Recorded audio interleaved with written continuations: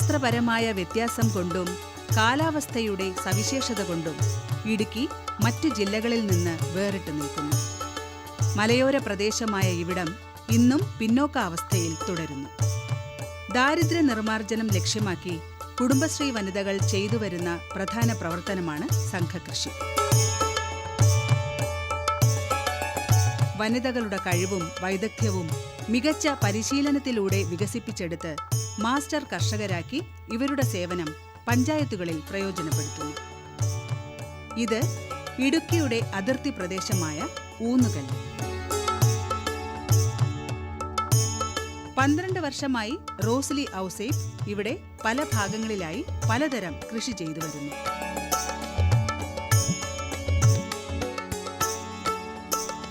തുടക്കത്തിൽ നിശ്ചയദാർഢ്യം മാത്രമായിരുന്നു മൂലധനം. ഇന്ന് ആഴ്ചയിൽ 50,000-ത്തിലധികം രൂപ വിറ്റുവരവുള്ള ഒരു ബിസിനസ്സുകാരിയാണ്. പ്രതിമാസം 30,000-ത്തിൽ കൂടുതൽ ലാഭവും ഉണ്ടാക്കുന്നു. പാട്ടത്തിനെടുത്ത 5.5 ഏക്കറിലാണ് റോസ്ലിയുടെ കൃഷി. നേന്ത്രൻ, ഞാലിപ്പൂവൻ ഇനം വാഴകളും കപ്പയും ചേനയും പച്ചക്കറികളുമൊക്കെയാണ് പ്രധാന വിളകൾ. ബഹുവിള കൃഷിയായതിനാൽ വിളവിലോ വിലയിലോ ഒന്ന് ചതിക്കുന്ന പക്ഷം മറ്റൊന്ന് രക്ഷിക്കുമെന്ന് ഇവർ പറയുന്നു. ഒരു സംരംഭം എന്ന നിലയിൽ റോസ്ലി കൃഷിയിലേക്ക് ഇറങ്ങുന്നത് കുടുംബശ്രീ അയൽക്കൂട്ടത്തിലെ സംഘകൃഷിയിലൂടെയാണ്. ഈ 2 ഏക്കർ സ്ഥലത്ത് വാഴ കൃഷി ചെയ്തിരിക്കുന്നു. 6-7 അടി അകലത്തിൽ കുഴിയെടുത്ത് മണ്ണിളക്കി വാഴ നടുന്നു. മണ്ണിളക്കുമ്പോൾ തന്നെ കുറച്ചു കുമ്മായം ഇട്ടുകൊടുക്കും. ഇത് ഒരു പരിധിവരെ കീടങ്ങളെ ഒഴിവാക്കാൻ സാധിക്കും. തൊടുപുഴയിൽ നിന്നാണ് വിത്ത് സംഭരിക്കുന്നത്. എല്ലുപൊടിയും വേപ്പിൻ പിണ്ണാക്കും കൂടി കുഴിയിട്ട് വാഴക്കന്ന് നടുന്നു. 2-3 ഇല പരുവത്തിൽ ഏകദേശം 1 മാസം കഴിയുമ്പോൾ കോഴിവളം, പച്ചിലവളം ഇവ ഇട്ടുകൊടുക്കുന്നു. ആവശ്യമെങ്കിൽ ബോഡോ മിശ്രിതം കലക്കി തളിക്കും. 2 മാസം കഴിയുമ്പോൾ ചുവട് വെട്ടിക്കൂട്ടും. ആ സമയത്തും കുറച്ച് ജൈവവളം ഇട്ട് മൂടുന്നത് നല്ലതാണ്. 3ാമത്തെ വളം ഏതാണ്ട് 7 മാസം ആകുമ്പോഴാണ് ചെയ്യുന്നത്. അതിനോടടുപ്പിച്ച് തന്നെ കുലയും വന്നു തുടങ്ങും.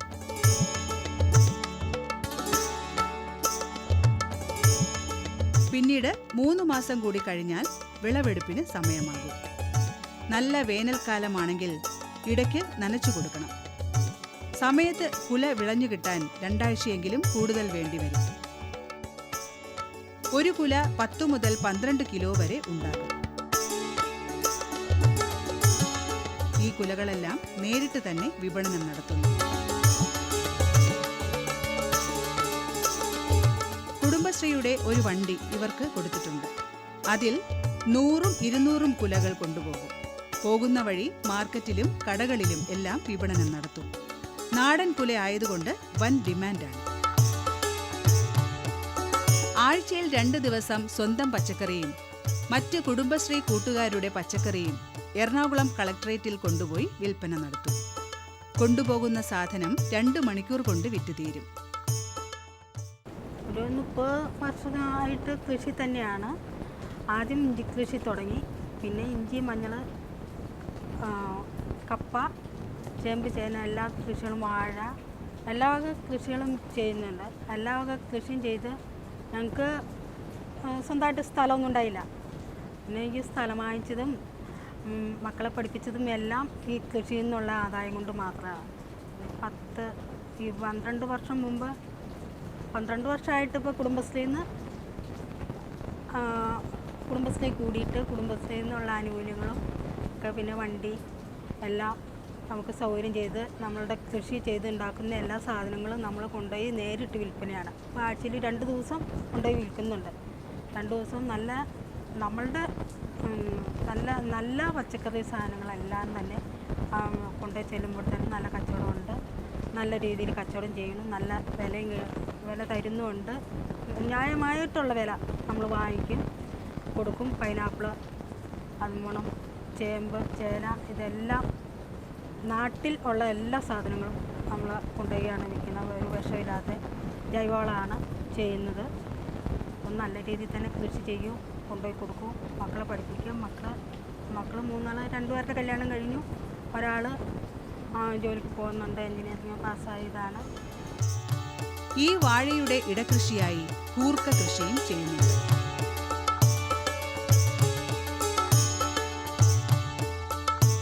കിഴങ്ങ് പാകി കിളിപ്പിക്കും. അതിനുശേഷം വാഴയുടെ ഇടയിൽ കുമ്മായമിട്ട് കിളച്ച് ഓരോ തടം കോരി എടുക്കുന്നു.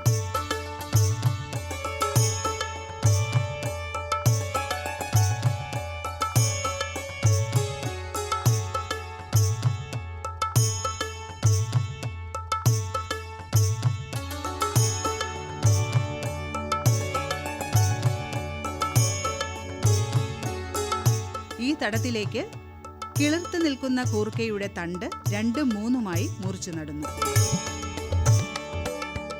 നടുന്ന സമയത്ത് തന്നെ പച്ചിലവളവും കോഴിവളവും ഇട്ടുകൊടുക്കും.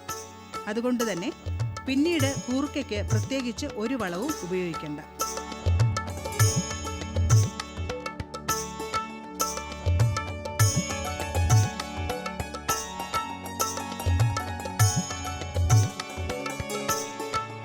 നാല് മാസം കൊണ്ട് വിളവെടുക്കാൻ സാധിക്കും. 50 സെന്റിൽ നടുന്നതിൽ നിന്ന് 2000 കിലോയിൽ കൂടുതൽ കൂർക്ക ലഭിക്കും. 1 കിലോ 40 രൂപ വരെ വിലയ്ക്ക് കൊടുക്കും.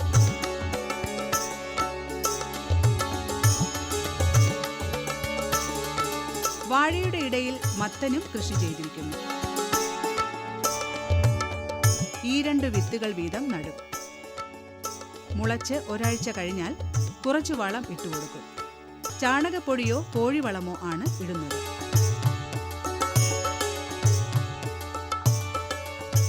വലിയ ശുശ്രൂഷകൾ ഒന്നും മത്തന് പിന്നീട് ആവശ്യമായി വരുന്നില്ല. ഒരു ചെടിയിൽ നിന്ന് 15ഉം 20ഉം മത്തങ്ങ ഉണ്ടാകാറുണ്ട്.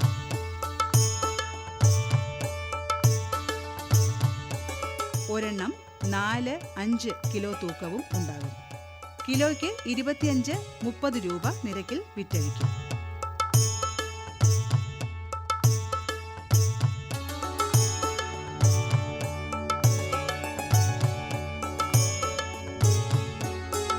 വിത്ത് ചേന 1 കിലോഗ്രാം വരെ തൂക്കമുള്ള കഷ്ണങ്ങളായി മുറിച്ച് ചാണകവെള്ളത്തിൽ മുക്കി തണലത്ത് വച്ച് ഉണക്കിയെടുക്കണം. ചേന നടാനായി 60 സെന്റിമീറ്റർ നീളവും 45 സെന്റിമീറ്റർ ആഴവുമുള്ള കുഴികൾ 90 സെന്റിമീറ്റർ അകലത്തിൽ എടുക്കണം. നടുന്നതിനു മുൻപായി കാലിവളമോ കമ്പോസ്റ്റ് വളമോ 2 കിലോഗ്രാം എന്ന തോതിൽ ആ കുഴികളിൽ ഇടുക. കുറച്ച് ചാരം കൂടി ഇടുന്നത് നല്ലതാണ്. എടുത്ത കുഴിയുടെ മധ്യഭാഗത്തായി വിത്ത് ചേന വെച്ച് മണ്ണിട്ട് മൂടണം. അതിനു മുകളിൽ പച്ചിലകളോ ചപ്പുചവറുകളോ ഇട്ട് മൂടുക. കുഴി ഒന്നിന് 100 ഗ്രാം വേപ്പിൻ പിണ്ണാക്കും ഇടാവുന്നതാണ്. നട്ട് 1 മാസത്തിനകം മുള വരും. ഒരു ചുവട്ടിൽ ഒന്നിലധികം മുള വരുന്നു എങ്കിൽ നല്ല പുഷ്ടിയുള്ള ഒരെണ്ണം നിർത്തിയിട്ട് ബാക്കി മുറിച്ചു കളയണം. 6-7 മാസങ്ങൾ കഴിഞ്ഞ് ചെടിയുടെ ഇലകൾ മഞ്ഞളിച്ചു തുടങ്ങുമ്പോൾ വിളവെടുക്കാം. ഒരു ചേന 5 മുതൽ 10 കിലോ വരെ തൂക്കമുണ്ടാകും.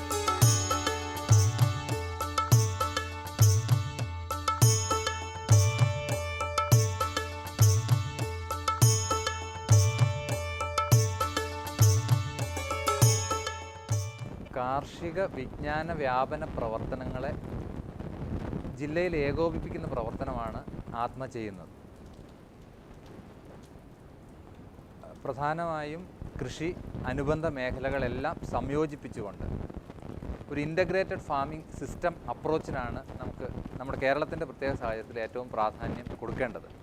അപ്പോൾ ആ ഒരു നിലയിൽ കൃഷി, മൃഗസംരക്ഷണം, മത്സ്യം വളർത്തൽ ഇതെല്ലാം സംയോജിപ്പിച്ചുകൊണ്ടുള്ള കൃഷിരീതികൾ പ്രോത്സാഹിപ്പിക്കുന്ന പ്രത്യേകമായ ഒരു ഊന്നൽ അതിൽ നമ്മൾ നൽകുന്നുണ്ട്. അപ്പോൾ അത് മറ്റുള്ള ആളുകൾക്ക് ഇത് പ്രോത്സാഹനമാകുന്നതിന് അവരുടെ വിജയകഥകൾ മറ്റുള്ളവരിൽ എത്തുകയാണ് ഏറ്റവും നല്ലൊരു മാർഗം. കർഷകരിൽ നിന്നും കർഷകർ പഠിക്കുന്ന ഒരു രീതിയാണ് ഏറ്റവും നല്ല കാർഷിക വിജ്ഞാന വ്യാപന പ്രവർത്തനം എന്നാണ് ആത്മ കരുതുന്നത്. കാലാവസ്ഥയ്ക്ക് അനുയോജ്യമായ പച്ചക്കറികൾ മാത്രമാണ് ഇവർ കൃഷി ചെയ്യുന്നത്. 1.5 ഏക്കർ സ്ഥലത്ത് എല്ലാം ഇടവിളയായി കൃഷി ചെയ്യുന്നു.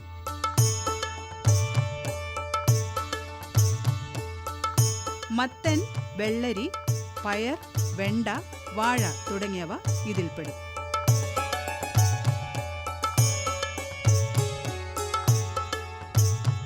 മീൻ വളമാണ് പ്രധാന ജൈവവളമായി ഉപയോഗിക്കുന്നത്. ഇതോടൊപ്പം വേപ്പിൻ പിണ്ണാക്കും എല്ലുപൊടിയും ഉപയോഗിക്കുന്നു. പൂവൻ വാഴയാണ് കൂടുതലും കൃഷി ചെയ്തിരിക്കുന്നത്. വിളവെടുപ്പ് തുടങ്ങിയാൽ അടുത്തുള്ള മാർക്കറ്റ് വഴി നേരിട്ട് വിറ്റഴിക്കുന്നു.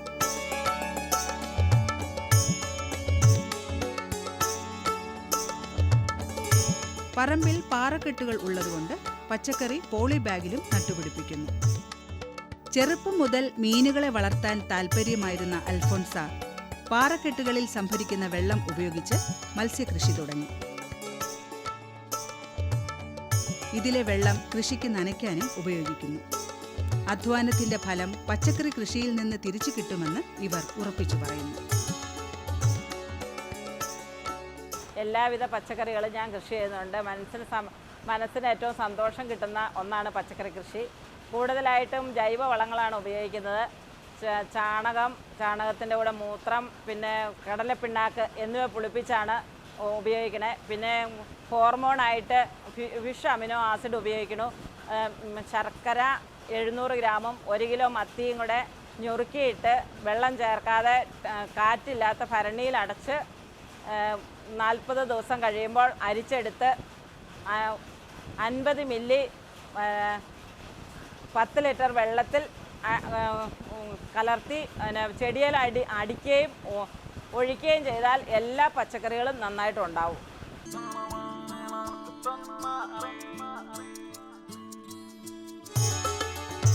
ഒരു കുന്നിന്റെ മുകളിൽ വാഴ, ജാതി എന്നിവ കൃഷി ചെയ്തിരിക്കുന്നു.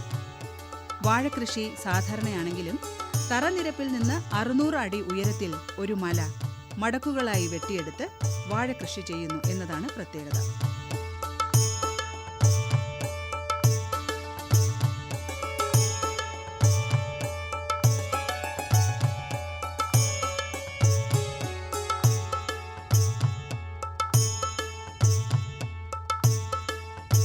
വെള്ളം അത്യാവശ്യമായ ഇനമാണ് വാഴ. മഴക്കാലത്ത് മലമുകളിൽ നിന്ന് ഒഴുകി വരുന്ന വെള്ളം കുളങ്ങൾ ഉണ്ടാക്കി ശേഖരിച്ചു വയ്ക്കുന്നു. ഈ കുളം 2.3 ലക്ഷം ലിറ്റർ വെള്ളം സംഭരിക്കാൻ ശേഷിയുള്ളതാണ്.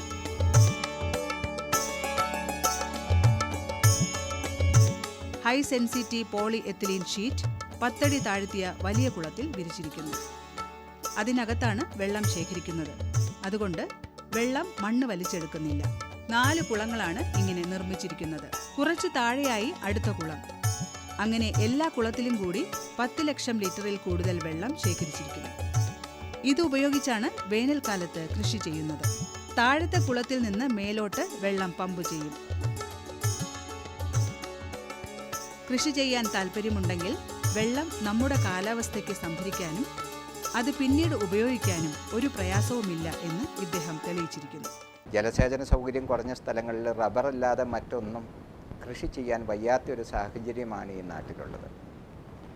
ഇതിനൊരു പരിഹാരം എന്നുള്ള നിലയിലാണ് മഴവെള്ള സംഭരണത്തെപ്പറ്റി ചിന്തിച്ചത്. സാധാരണഗതിയിൽ മഴവെള്ള സംഭരണികൾ ഉണ്ടാക്കുമ്പോൾ അതിൻ്റെ ചെലവും അതിൻ്റെ നിലനിൽപ്പും വളരെ പ്രധാനപ്പെട്ട കാര്യമാണ്. ഇവിടെ ഉണ്ടാക്കിയിരിക്കുന്ന ജലസംഭരണികളെല്ലാം ഹൈ ഡെൻസിറ്റി പോളി എത്തിലീൻ എന്ന മെറ്റീരിയൽ അകത്ത് വിരിച്ച് മണ്ണിലെടുത്തിരിക്കുന്ന ടാങ്കുകളിലാണ്, കുഴികളിലാണ്.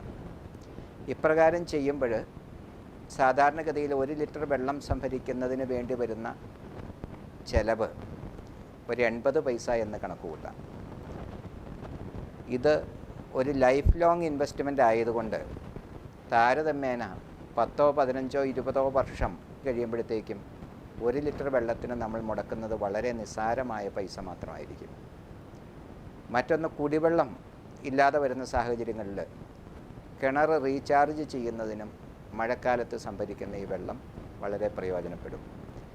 ഏകദേശം 3000 മില്ലിമീറ്റർ 3 മീറ്റർ മഴ നമുക്ക് ലഭിക്കുന്നുവെന്ന് കണക്കാക്കിയാൽ കുളത്തിൻ്റെ നിർമ്മിതിയുടെ പ്രത്യേകത കൊണ്ട്, അതായത് കുളത്തിൻ്റെ അടിവശത്തേക്ക് ചരിഞ്ഞ് അടിവശത്തെ വിസ്തീർണം കുറവായിരിക്കും, മുകളിലെ വിസ്തീർണം കൂടുതലായിരിക്കും. ഒരു 3.25-3.5 മീറ്റർ ആഴം വരെയുള്ള കുളങ്ങൾ മഴവെള്ളം കൊണ്ട് തന്നെ നമുക്കൊരു വർഷത്തെ മഴ കൊണ്ട് മാത്രം നിറയ്ക്കാൻ കഴിയും. അങ്ങനെ സംഭരിക്കുന്ന വെള്ളം ഉപയോഗിച്ച് ജാതി, വാഴ ഇത് രണ്ടും വളരെ ഇവിടെ കൃഷി ചെയ്യുന്ന കൃഷികളിൽ വളരെ വാട്ടർ സെൻസിറ്റീവാണ്. അതുപോലെ തന്നെ 2 ഏക്കറിൽ പൈനാപ്പിൾ കൃഷിയും ചെയ്തിട്ടുണ്ട്. ഇതും വ്യാവസായിക അടിസ്ഥാനത്തിൽ തന്നെ കൃഷി ചെയ്യുന്നു. ഒരു കാനയിൽ നിന്ന് 3 വർഷമായി 3 പ്രാവശ്യം വിളവെടുക്കുന്നു. 1.5 കിലോയ്ക്ക് മുകളിലുള്ള ചക്കകളാണ് കിട്ടുന്നത്. കിലോയ്ക്ക് 40 രൂപ മുതൽ 50 രൂപ വരെ തന്ന് കൃഷിസ്ഥലത്ത് വന്ന് കയറ്റിക്കൊണ്ടുപോകുന്നു. സണ്ണി വർഗീസ് മിറ്റത്താനിക്കൽ ഇദ്ദേഹം എല്ലാവിധ കൃഷികളും ഫലവൃക്ഷങ്ങളും തെങ്ങ്, കമുക്, കുരുമുളക്, ജാതി, കൊക്കോ, കാപ്പി എല്ലാ കൃഷിയും അതിനോടൊപ്പം തന്നെ കന്നുകാലി വളർത്തലും കൂടെ ഒരുമിച്ച് കൊണ്ടുപോകുന്നു. അദ്ദേഹത്തിന് മറ്റൊരു പഞ്ചായത്തിലെ നല്ലൊരു പഴത്തോട്ടം അദ്ദേഹം കൃഷി ചെയ്യുന്നു. ഒരു യുവ കർഷകനാണ് ഇദ്ദേഹം. ഈ വർഷത്തെ കർഷക ദിനത്തിലെ അദ്ദേഹത്തെ നമ്മൾ ഏറ്റവും നല്ല കർഷകനായിട്ട് ആദരിക്കുകയുണ്ടായി. നെൽകൃഷി കൂടെ ചെയ്യുന്ന ഒരു കർഷകനെ നമുക്കിപ്പോൾ വിരളമാണ്. ഈ കൃഷികളും മറ്റു ഭക്ഷ്യവിളകളും നാണ്യവിളകളും അതിനോടൊപ്പം നെൽകൃഷിയും ചെയ്യുന്ന കർഷകനെ നമുക്കിപ്പം കാണാൻ വളരെ വിരളമാണ്.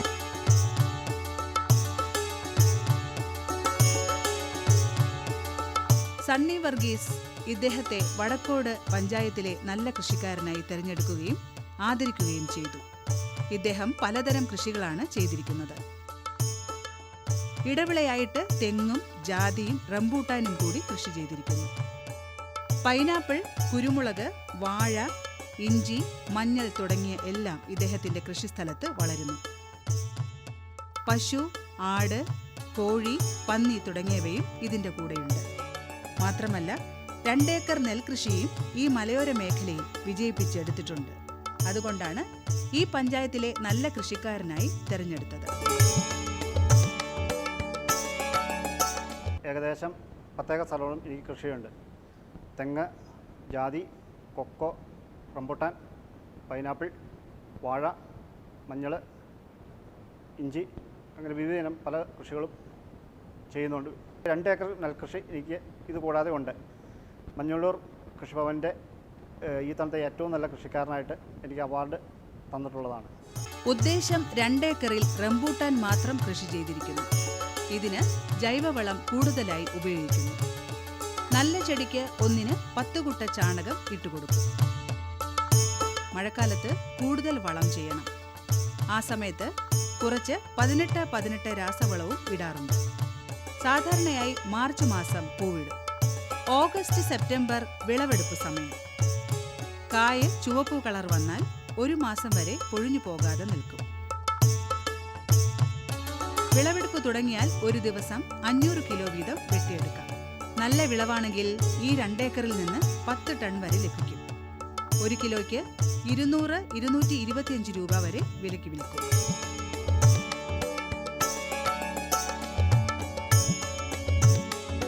പ്രധാന ചിലവ് വലയിടുക എന്നതാണ്.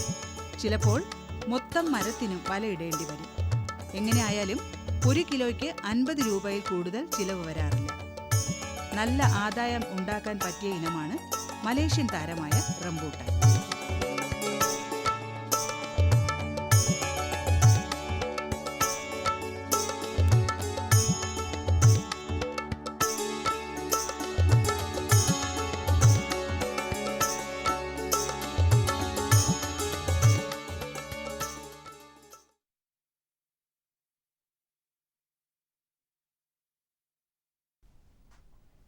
നമസ്കാരം. ദൂരദർശൻ കാർഷിക വാർത്തകളിലേക്ക് സ്വാഗതം. പ്രധാന വാർത്തകൾ. പച്ചക്കറി കൃഷി പ്രോത്സാഹിപ്പിക്കാൻ 1 കോടി രൂപയുടെ പദ്ധതി. കൃഷിയന്ത്രങ്ങൾ ഉപയോഗിക്കുന്നതിൽ പരിശീലനം.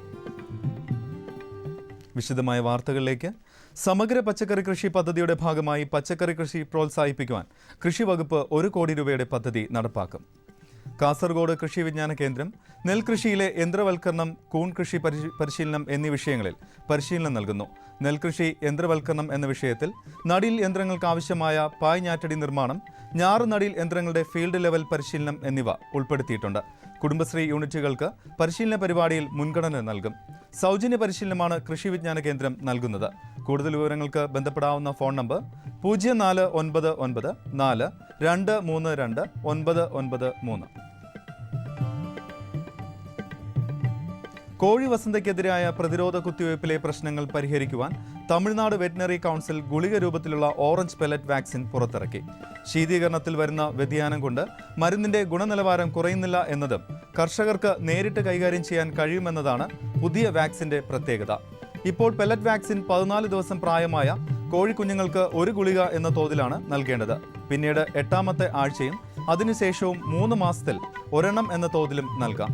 പഞ്ചായത്തുകളിലെ വെറ്റിനറി ഡോക്ടർമാർ, പ്രൊഫസർ, മൈക്രോബയോളജി വിഭാഗം, മദ്രാസ് ഗവൺമെന്റ് വെറ്റിനറി കോളേജ് എന്നിവിടങ്ങളിൽ ബന്ധപ്പെട്ട് വാക്സിൻ സമാഹരിക്കാം.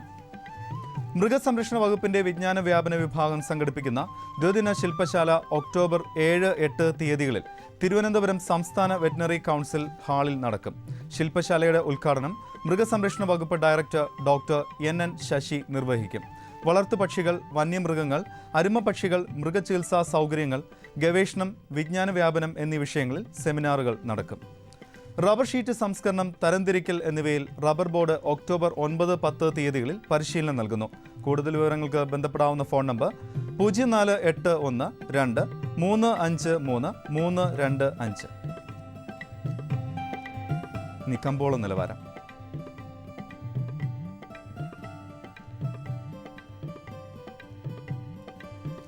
വെളിച്ചെണ്ണ കൊച്ചി ക്വിൻ്റലിന് 14,800 രൂപ, കോഴിക്കോട് 16,200, തൃശൂർ 14,600.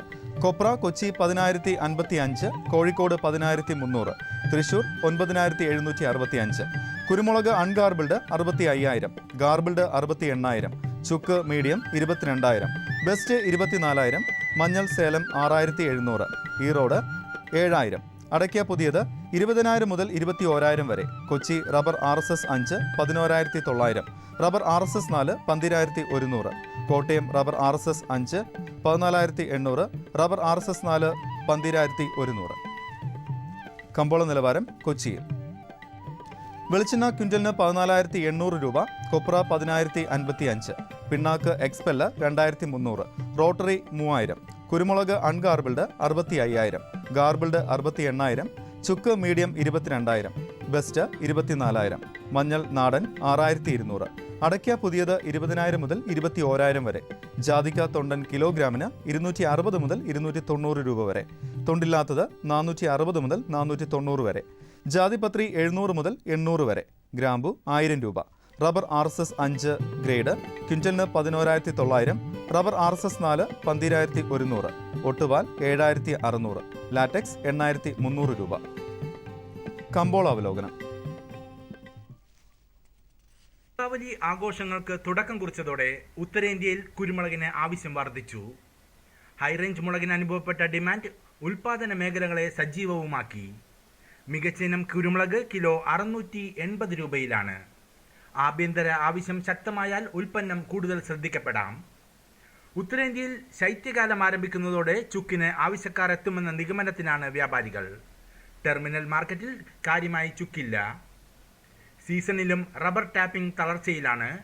വിപണിയിൽ ഷീറ്റിന്റെ ലഭ്യത ചുരുങ്ങി. അതേസമയം ലാറ്റക്സിന് കടുത്ത ക്ഷാമം നേരിടുന്നുണ്ട്. വെളിച്ചെണ്ണ വിറ്റഴിക്കാൻ മില്ലുകാർ മത്സരിച്ചെങ്കിലും കൊപ്രയുടെ ലഭ്യത ഉയർന്നില്ല. ഉത്സവ ദിനങ്ങൾ അടുത്തതോടെ ഏലക്ക ശേഖരിക്കാൻ അന്തർ സംസ്ഥാന വ്യാപാരികൾ രംഗത്ത്. കാലാവസ്ഥ. കണ്ണൂർ കൂടിയ താപനില 34 ഡിഗ്രി സെൽഷ്യസ്, കുറഞ്ഞ താപനില 24.5 degree Celsius. Kozhikode 35.3 25, Kochi 31.6 25.8, Alappuzha 32.7 25, Punalur 33 22.5, Thiruvananthapuram 32.4 25.1 degree Celsius. ഇന്നത്തെ കാർഷിക വാർത്തകൾ സമാപിക്കുന്നു. നമസ്കാരം.